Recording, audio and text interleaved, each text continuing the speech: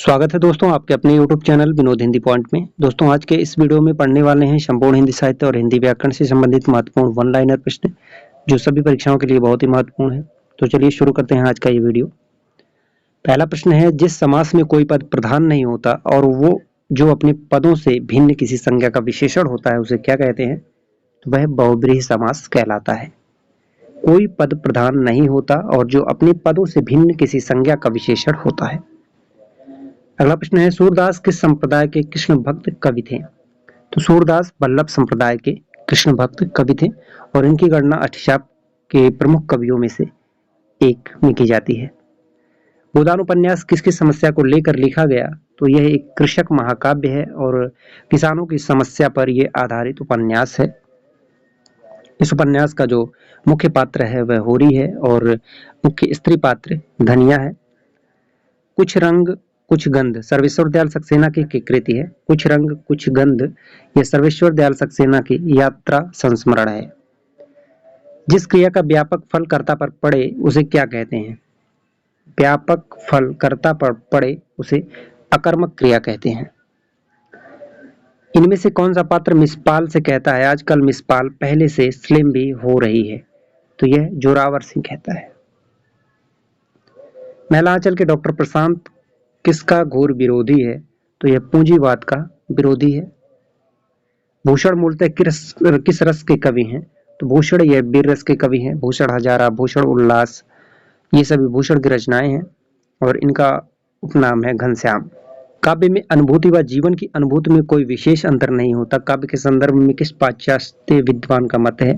तो यह रिचर्ड्स का है। काव्य में अनुभूति व जीवन की अनुभूति में कोई विशेष अंतर नहीं होता। सतीश गधा है, यह वाक्य में किस शब्द शक्ति का उदाहरण है? तो यह लक्षणा है। गधा यह लक्षण बता रहा है गधे का।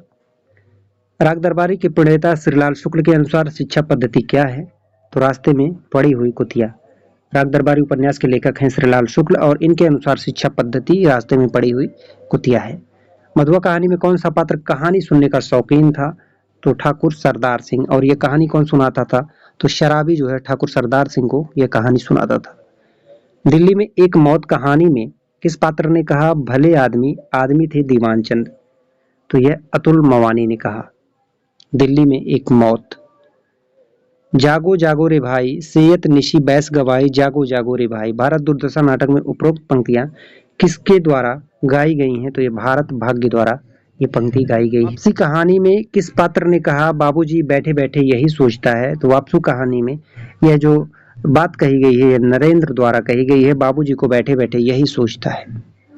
मैं साधना करूंगा ग्राम वासिनी भारत माता के मैले आंचल तले, मैला आंचल में यह कथन किसका है? तो यह कथन डॉक्टर प्रशांत का है। जिस सर्वनाम में सुनने वाले का बोध हो उसे क्या कहते हैं? तो उसे मध्यम पुरुष कहते हैं। वह लड़का आलसी है, इस वाक्य में वह कौन सा विशेषण है? तो वह सार्वनामिक विशेषण है। वह लड़का आलसी है।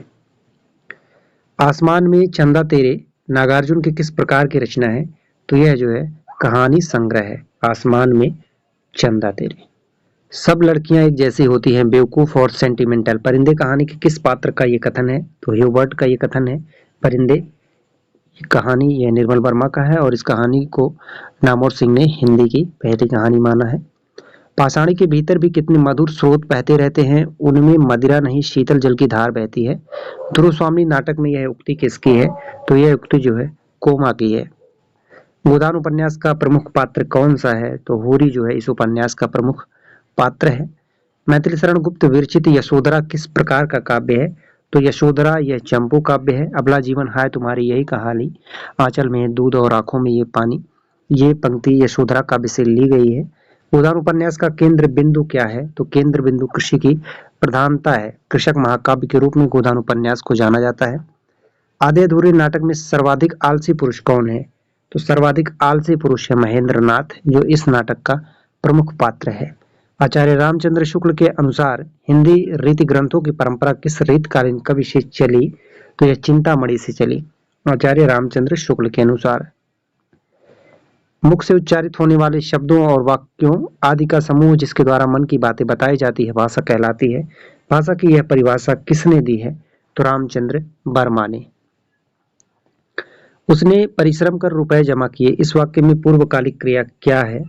तो परिश्रम कर, उसने परिश्रम कर रुपए जमा किए, इस वाक्य में जो पूर्वकालिक क्रिया है वह है परिश्रम कर। उसका हंसना मुझे अच्छा नहीं लगा, इस वाक्य में हंसना क्या है?